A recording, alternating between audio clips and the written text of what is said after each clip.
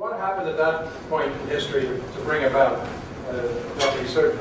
Well, at the very beginning of World War II, there were really two schools of thought competing, both of which had government agencies. One that was set up was called the Office of War Information, which was a civilian organization, although worked closely with the War Department, as it was then called. And it was headed by a man named Elmer Davis, who was a very famous reporter, a journalist. His philosophy was that the agencies should tell the American people exactly what was happening, tell them the truth. If we lost a battle somewhere in Europe or in the Pacific, we should tell the people we lost that battle. If we won a battle, we tell them we won it. But he believed that in the long run, we would do best by reporting the truth. But at the same time, another key organization that developed during World War II was the Office of Strategic Services, the OSS, which was headed by a military man, William Donovan, who was known as Wild Bill Donovan, who believed the same that George Creel had his philosophy from World War I, which was that you should lie to the people whenever it's necessary, whenever you think lying will help maintain morale and win the war. This struggle was taking place, of course, in the context of World War II, and Donovan won, both with President Roosevelt and after with President Truman.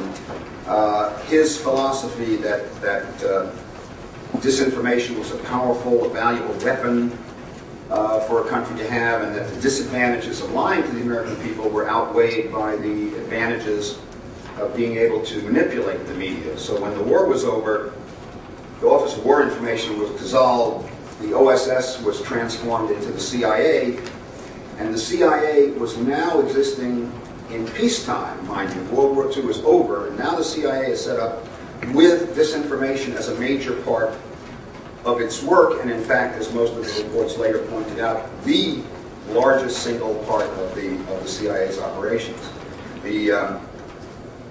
Within the government, at least, the acceptability of lying to the public became very widespread and acceptable even in time of peace. There had been people who felt, well, it's one thing when you're at war, but even in time of peace, it became acceptable, and it spread from other agencies, including the FBI, which also began to engage in media manipulation in a very, very large way. So, in addition to being a wartime strategy,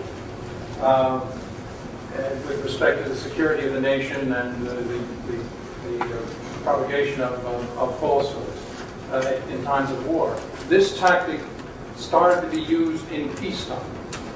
Exactly. That was the major difference. Certain things were much more acceptable or expected over the course of history in time of war, and were generally supposed to stop when the war was over. Now, there were people who argued in the late 40s that the Cold War was a war, just like a hot war, and that was the war that was on, and that was why we had to do this. But what really happened is there were not battles being waged between soldiers. There was not a hot war going on anywhere, and yet the infrastructure that had been set up to spread this information, to be able to lie, became institutionalized and became operating at a greater and greater level. Mr. Schaap, how is it that some individuals like yourself have become more aware of these kinds of practices in our lifetime, while the mass of the population has not?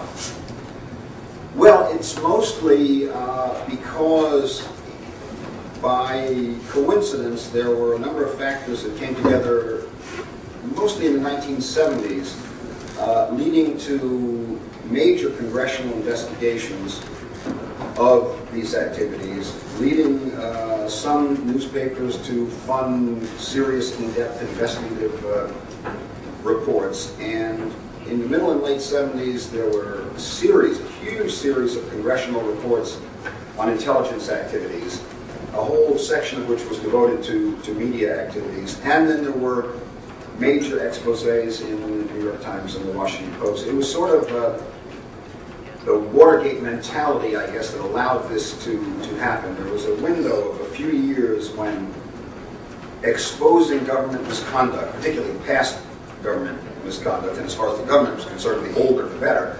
But at least there was a window of opportunity where this was acceptable even within the mainstream, the establishment press. It was not frowned upon as much as it might have been at other times, both before and since.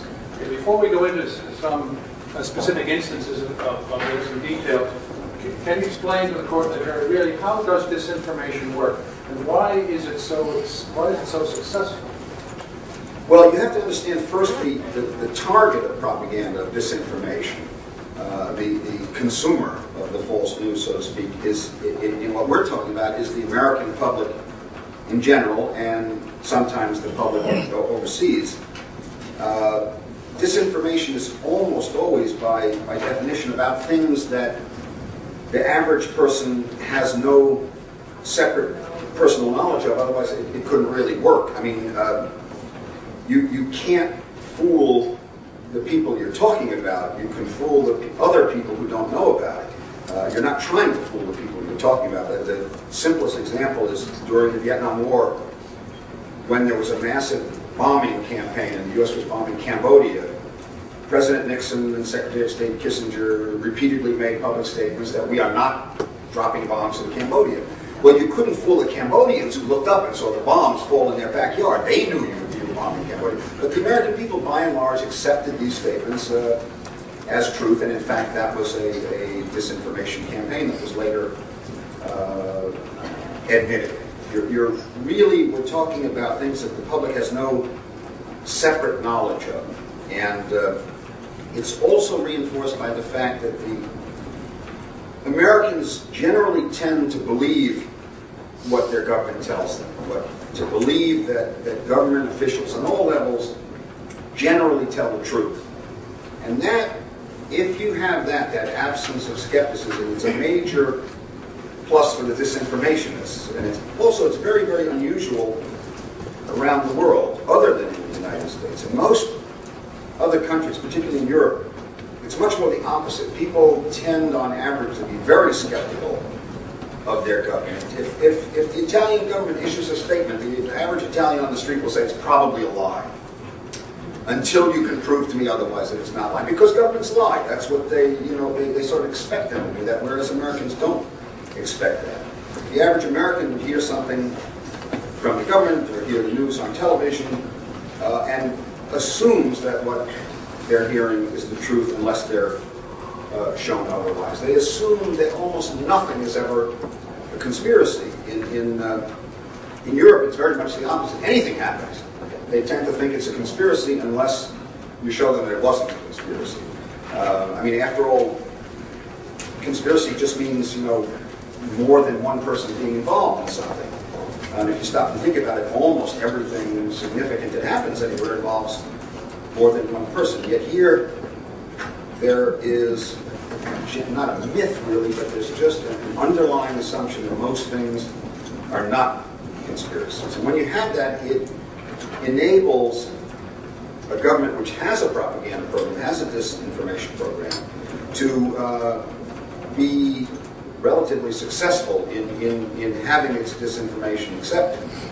The other reason why it works, even though, as we know, somewhere there are people who know it's not true. Somewhere they know you're lying about something. But another reason it works is that disinformation is very, very effective over time. The longer that you, whoever you are, can control the spin on the story, the more that spin becomes accepted as the absolute truth. And in this country, the government has a great deal of power and influence over that spin.